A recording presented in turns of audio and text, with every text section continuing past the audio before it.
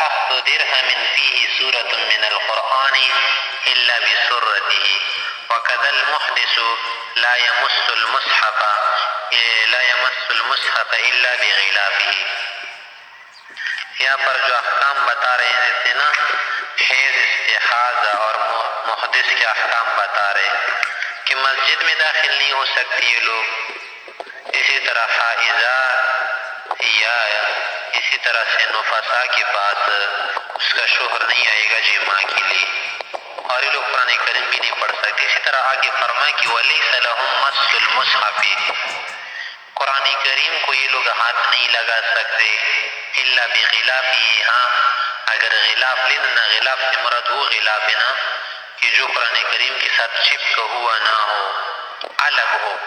ولا اخذ درہم فی سورۃ من القرآن، اس طرح اگر درہم یا سکہ ہے یا کوئی اور لوہے والا کوئی بھی شے ہونا لوہے والی، تو اگر اس کے اندر صورت یا کوئی آیت کندہ کرا دی گئی ہے، لکھی گئی ہے، نقش کی گئی ہے، تو اس کو نہیں لے گا. کس حالت میں؟ حیض، نفاس، جنابت اور حدث کی حالت میں. الا بسرتی، ہاں ہمیانی کے ساتھ ہو، باٹوے فرض کے ساتھ ہو، نہ کسی چمڑے کے ساتھ ہو تو لینا جائز ہوگا.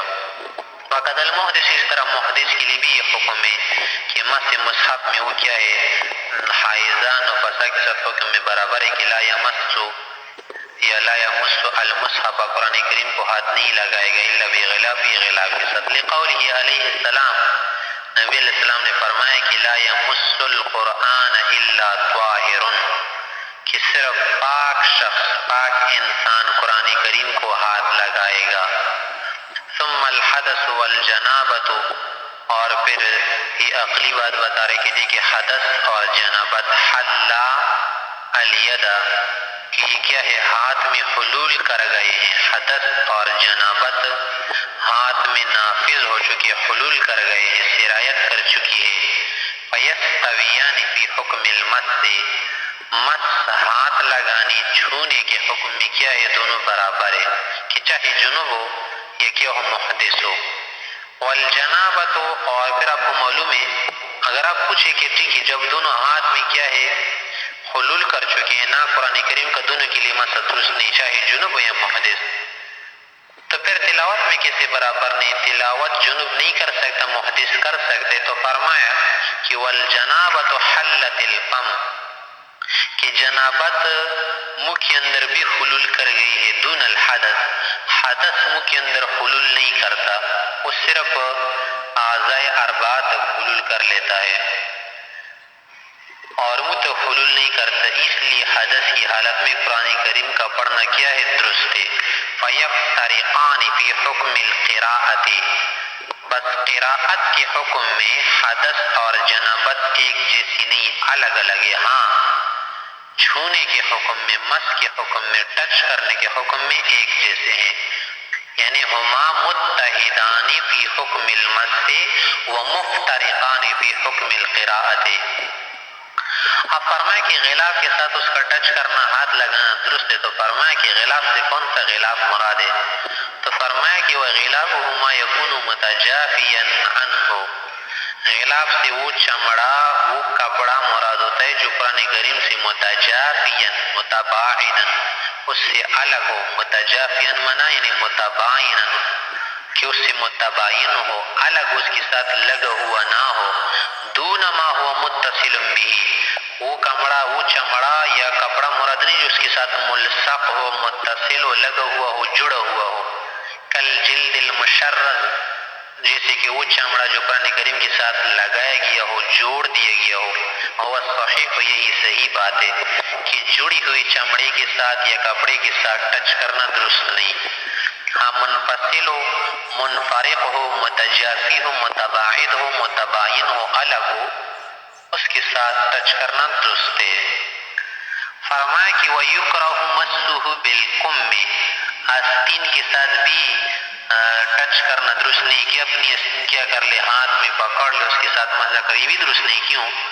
اس لیے کہ یہ بدن کا تابع ہے. یہ صحیح سمجھا جائے گا کہ آپ کا کیا ہے، حصہ ہے، جیسے ہاتھ سے چھونا جائز نہیں ہوگا، آستین سے چونا بھی جائز نہیں ہوگا. وہ صحیح ہو یہی درست ہے اگرچہ دوسروں میں جائز ہوگا. لأنہ تابع لہو یہ آستین انسان کا کیا ہوتا ہے تابع ہوتی ہے. بخلاف کتب الشریعت لأہلها بخلاف ان کتابوں کی کہ جو مثلا فقہ نحو صرف اسی طرح دیگر کتابیں نا قرآن کریم کے علاوہ مثلا احادیث کی کتابیں جو بھی ہو تو اس میں ذرا کیا ہے رخصت ہے اس کے اندر سہولت ہے کہ لأہلها کہ کتب شریعہ کے جو اہل مثلا اہل علم پڑھنے والے لکھنے والے لوگ خصوصی طور پر حیث یرخص فی مسحها بالکم کہ اگر آستین کے ساتھ کیا کر لے چھو لے لے لینا تو جائز ہوگا. ان کے لیے رخصت ہے اس بات میں. لأن فیہ ضرورتاً کہ اس میں ضرورت زیادہ ہے. بار بار ان لوگوں کو لینا پڑتا ہے ان کتابوں کا بار بار کھولنا پڑتا ہے دیکھنا پڑتا ہے. تو اگر ہم اس کے لیے کیا کریں صورت میں اجازت نہ دینا تو ضرر میں پڑ جائیں گے حرج میں پڑ جائیں گے.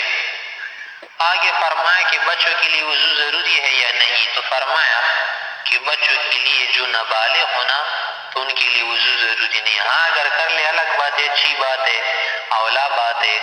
اگر نہ کر لینا یا ان پر ضروری قرار دینا تو یہ ضروری نہیں. کیوں؟ اس لیے کہ اگر ایسا کریں گے نا تو حرج لازم آئے گا اور مکلف بھی نہیں. ولا بأس بدفع المصحف الى الصبيان کہ چھوٹے بچوں کے لیے قرآن کریم کے دینے میں کوئی گناہ نہیں ہے بغیر وضو کے. لأن فی المنع اگر ہم منع کرنا بغیر وضو کے نہ دے تو تضییع حفظ القرآن کہ اس میں کیا ہے قرآن کریم کی حفظ کا ضیاع کرنا. قرآن کریم کی حفاظت بھی نہیں ہوگی اسی طرح ان کے لیے پڑھنا نصیب نہیں ہوگا. وفی الامر بالتطہیر اگر ان کو پاکی کا حکم دے تو حرج بہم ان کے لیے حرج لازم ہوگا. وہذا هو الصحیح یہی درست بات ہے. آگے فرمایا کہ اگر کسی کے حیض کا خون منقطع ہو گیا 10 دن سے پہلے پھر تو اس کی ودی حلال نہیں ہوگی جب تک غسل نہ کرے. اور یہ غسل اس لیے کرے گی تاکہ جانب طہارت راجع ہو جائے. اس لیے کہ کبھی کبھی خون جاری ہوتے اور کبھی منقطع ہوتے تو پتہ نہیں چلتا. ہاں اغتسال سے جانب انقطاع مترجح ہو جائے گا. ہاں اگر یہ وہ غسل نہ کیا اور ایک نماز ادنا نماز کا اس پر گزر جائے اور اس کے لیے طاقت حاصل تھی کہ غسل کر سکے مگر اس کی وجود غسل نہ کی نا تو لہٰذا اس کی شوہر کی دوسری ساتوتی کرنا حلال ہوگا. فرمائے وَإِذَا انْقَطَعَ دَمُ الْحَيْضِ لِأَقَلَّ مِنْ 10 أَيَّامٍ اگر 10 دن سے کم دنوں پر خون حیض کا رک گیا تو لم تحل وطیها اس کی ساتھ وطی کرنا حلال نہیں ہے. حتی تغتسل یہاں تک کہ غسل کر لے. اس کی بیوی کیا کرے غسل کرے. لأن الدم اس لیے کہ خون کی عادت ہے کہ در تارتاً کبھی کبھی جاری ہو جاتا ہے بہتا ہے وینقطع اخرى کبھی کبھی رک جاتا ہے. ہمیشہ تو نہیں دار ہوتا بلکہ کبھی منقطع کبھی جاری. فلا بد من الاغتسال غسل کرنے کی صورت میں ضروری لیترجح جانب الانقطاع کہ رکن بند ہو جانے کی جو جانب ہے نا وہ راجح ہو جائے. ولو لم تغتسل اگر وہ غسل نہ کرے ومضى عليها ادنى وقت الصلاة اور اس پر نماز کا ادنا وقت گزر جائے. ادنا وقت کا مقصد یہ کہ تقدر یا بقدر اس قدر کے مطابق اس اندازے کے مطابق اتنی مقدار میں اس پر وقت گزر جائے کہ تقدر یا بقدر ان تقدر علی الاغتسال غسل کی طاقت بھی اس کو حاصل تھی اور نماز بھی پڑھ سکتی تھی مگر یہ سب کچھ نہیں کیا. تو پھر اسی صورت میں کیا ہے فرمایا کہ والتحریم بقدر ان تقدر علی الاغتسال والتحریم اتنا وقت اس کو ملے نا کہ غسل بھی کر سکے اور تحریم بھی باندھ سکے نیت صلاۃ حل وجهها اس صورت میں ودی حلال ہو جائے گی. کیوں؟ لأن الصلاة صارت دینا فی ذمتها یہ نماز اس کے ذمے میں کیا ہو گئی قضا بن گئی نا دین بن گئی. فطہرت حکما حکمی طور پر یہ عورت پاک سمجھی جائے گی. ولو انقطع الدم دون عادتها فوق الثلاث اگر ایک عورت کی مثلا عادت تھی 5 دن خون آنے کی اور اس کا خون رک گیا نا 3 دن سے اوپر مثلا چوتھے دن اس کا خون رک گیا لیکن عادت پوری ہوئی نہیں تھی، تو لہٰذا یہ شخص اس وقت تک قربان نہیں کرے گا، قریب نہیں جائے گا نا جب تک عادت نہ گزر جائے، اگرچہ غسل کے ہوں۔ کیوں؟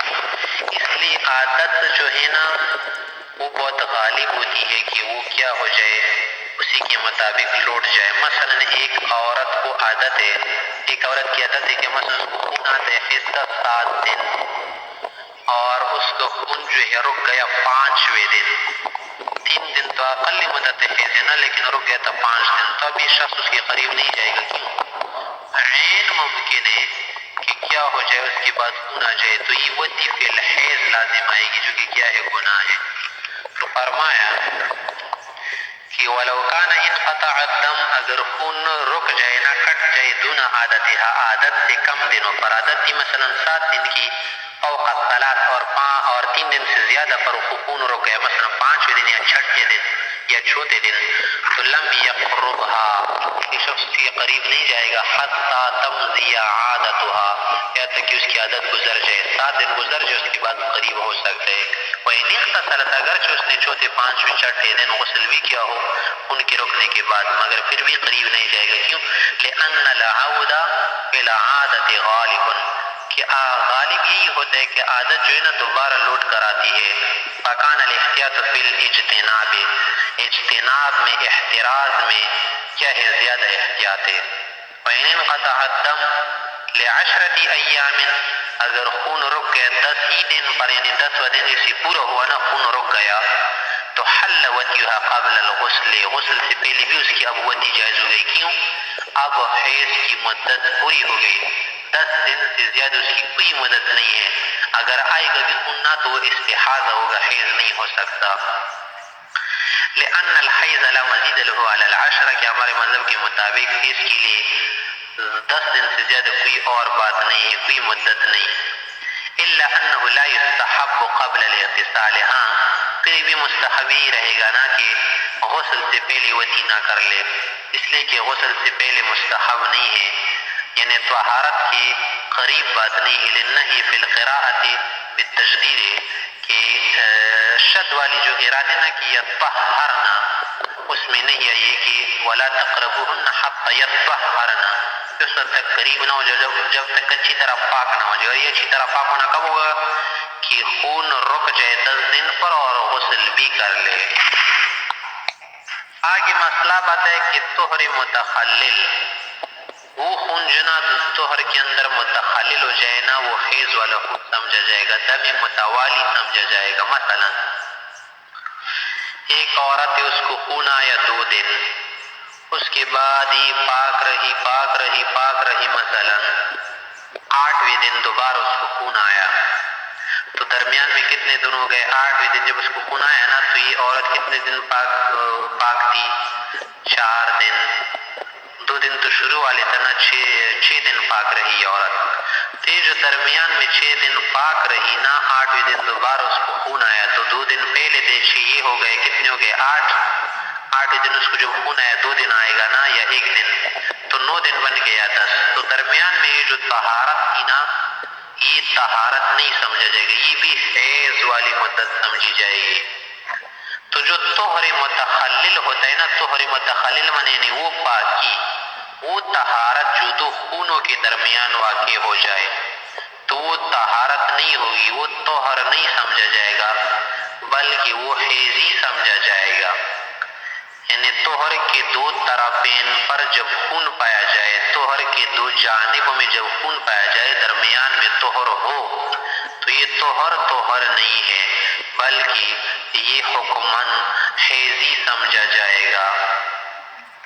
فرمایا کہ وَالطُّهْرُ، طہر یعنی خون کا نہ بہنا، خون نہ بہے، رک جائے، اذا تخلل، جب یہ واقع ہو جائے، بین الدمین، 2 خونوں کے درمیان ہو، فی مدت الحیض، حیض کی مدت میں، فَهُوَ كَالدَّمِ الْمُتَوَالِي، یہ طہر اب طہر نہیں بلکہ جاری خون کی طرح ہے، یعنی كالدم المتوالی معنی كالدم المسلسل والمتسلسل۔ قال فرمایا هذه احدى الروایات عن ابی حنیفہ رحمہ اللہ، کہ روایات میں سے ایک روایت یہ امام ابو حنیفہ کی آئی ہے، امام محمد کی روایت ہے کہ دم متولی کی طرح کیا ہے سمجھا جاتا ہے. اور بھی روایت ہے لیکن یہ روایت صاحب ہدایہ نے اختیار کیا. ووجہ اس کی وجہ کیا ہے کہ کیوں طہر نہیں سمجھا جائے گا بلکہ حیض ہی سمجھا جائے گا؟ تو فرمایا کہ ان استیعاب الدم مدت الحیض لیس بشرط بالاجماع، کہ اجماعی طور پر اس پر علماء کا اتفاق ہے کہ خون کا مدت حیض کو گھیرنا ضروری نہیں ہے. یہ ضروری نہیں ہے کہ مدت حیض میں ہر وقت ہر دن ہر ٹائم کیا آ جائے خون آ جائے.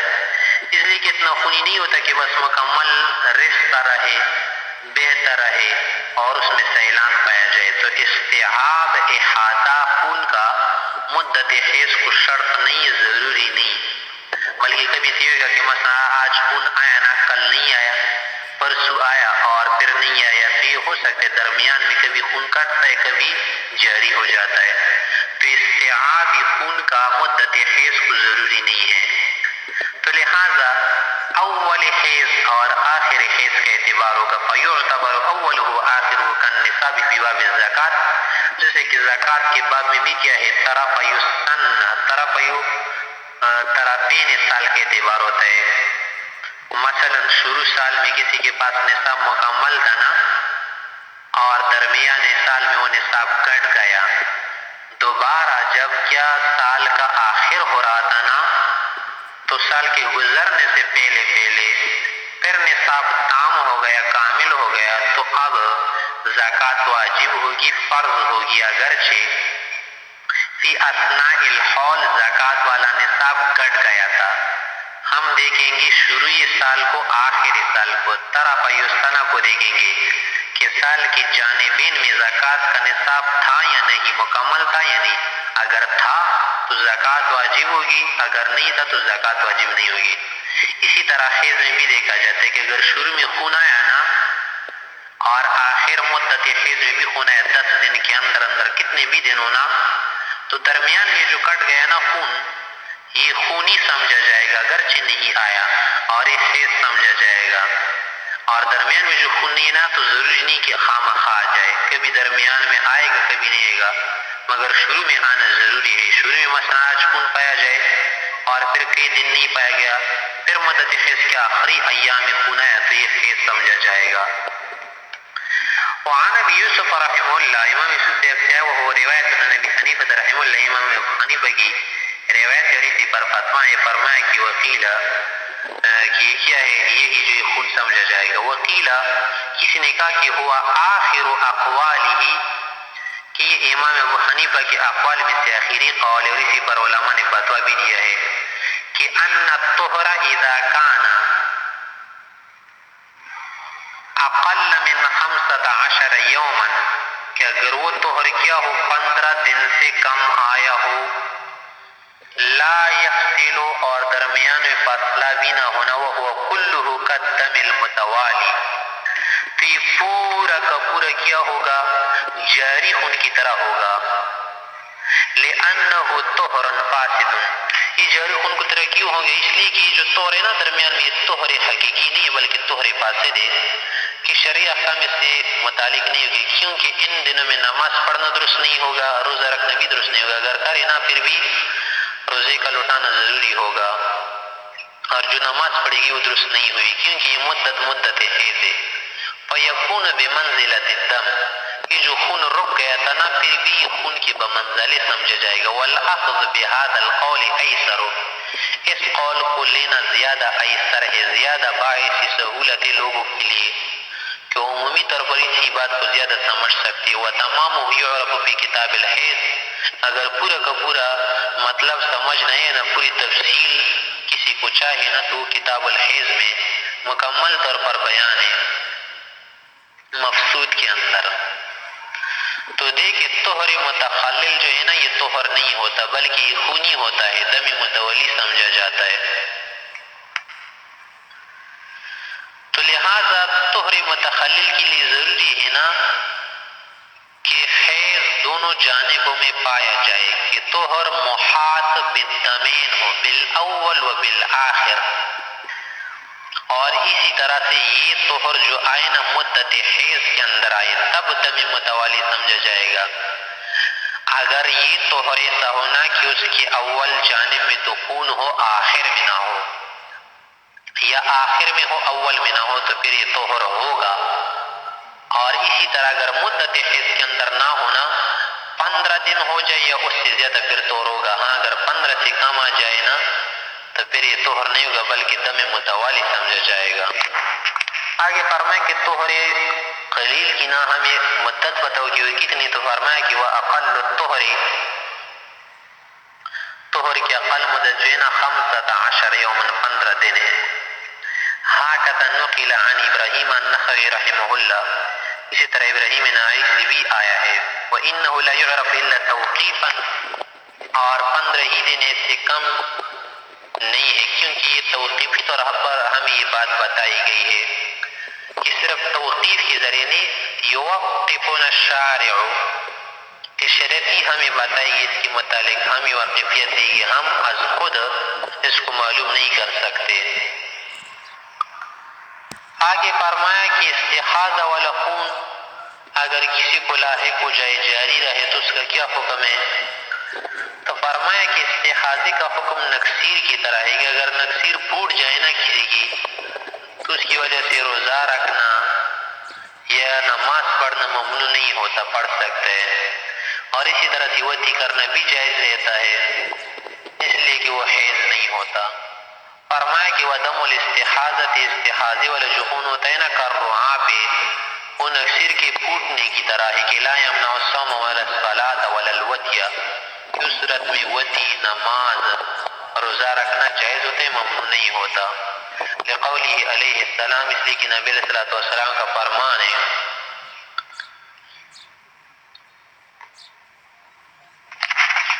فاطمہ بنت ابی حبیش رضی اللہ عنہ نبی علیہ السلام کے پاس آئی، جسے حاشیے میں لکھا ہوا ہے، اور پوچھنے لگی یا رسول اللہ مجھے استحاضہ کی بیماری ہے تو کیا میں نماز چھوڑ سکتی ہے؟ نہیں۔ تو نبی علیہ السلام نے فرمایا کہ یہ حیض نہیں ہے بلکہ ایک رگ سے خون آ رہا ہے، حیض نہیں ہے، لہٰذا آپ غسل کریں، وضو کر لیں، اس کے بعد نماز وغیرہ کو جاری رکھے۔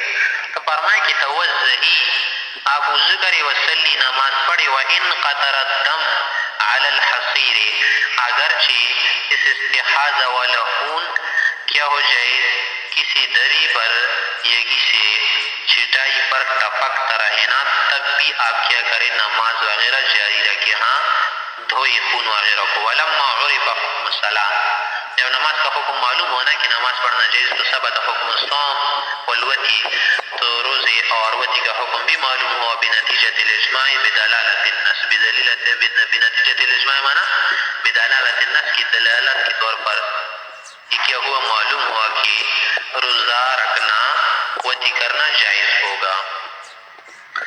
آگے فرمایا وَلَوْ زَادَ الدَّمُ عَلَى 10 أَيَّامٍ، اگر خون زیادہ آیا 10 دن سے، وَلَهَا عَادَةٌ مَعْرُوفَةٌ دُونَهَا، اور اس عورت کی عادت معلوم تھی کہ اس کو مثلا خون آ رہا تھا 8 دن یا 7 دن، 10 سے کم آ رہا تھا،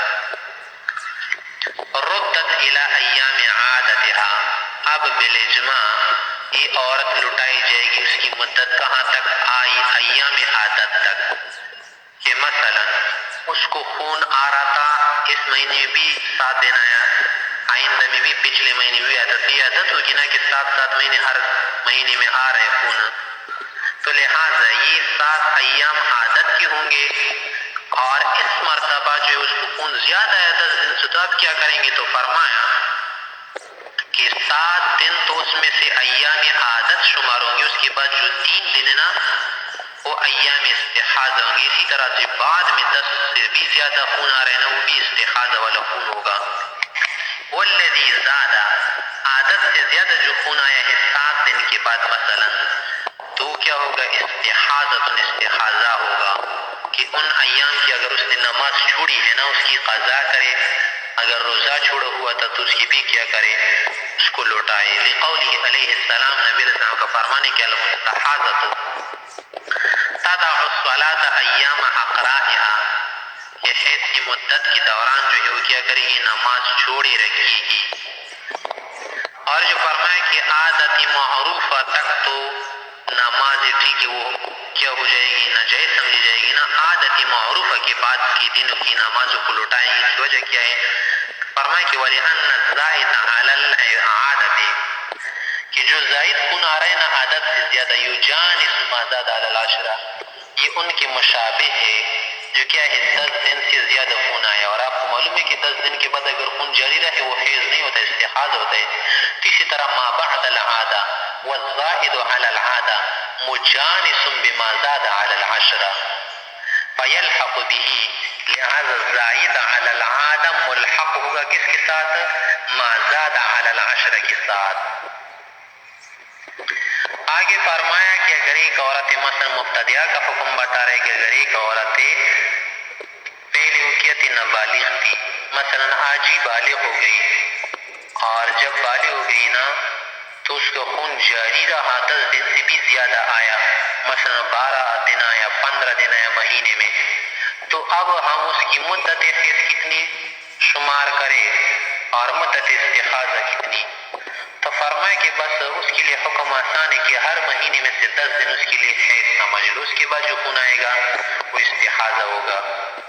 فرمائے کہ وَإِنِ ابْتَدَأَتْ مَعَ الْبُلُوغِ مُسْتَحَاضَةً، اگر بالغ ہوتی ہی اس کا خون جاری رہا 10 دن سے زیادہ تو فَحَيْضُهَا 10 أَيَّامٍ مِّن كُلِّ شَهْرٍ، ہر مہینے میں سے 10 دن اس کے حیض کے سمجھے جائیں گے، والباقی استحاضہ، اور 10 دن سے زیادہ جو باقی آ رہے نا وہ استحاضہ ہوگا، لِأَنَّا عَرَفْنَاهُ حَيْضًا، کہ بس یہ جو خون آیا نا ابتداءً اور کوئی مدت اس کی معلوم بھی نہیں تھی کہ کتنے دن آ رہا تھا، اب تو بالغ ہی ہو گئی اور یہ صحیح اس کا خون جاری رہا، نہ تو اس کی کوئی عادت تھی اور نہ یہ عورت ایسی تھی کہ اس کی کوئی مدت ہمیں معلوم تھی، اس لیے کہ اس کا خون ہی جاری رہ رہا ہے شروع ہی سے 10 دن سے زیادہ، تو ہم مقرر نہیں کر سکتے کہ 5 دن اس کو خون حیض والا سمجھ لے یا 7 دن والا یا 8 دن والا، بلکہ شروع سے ایسا سمجھیں گے کہ بس 10 دن احتیاطاً اس کی کیا ہوں گے حیض والے، وہ کیا استحاضہ۔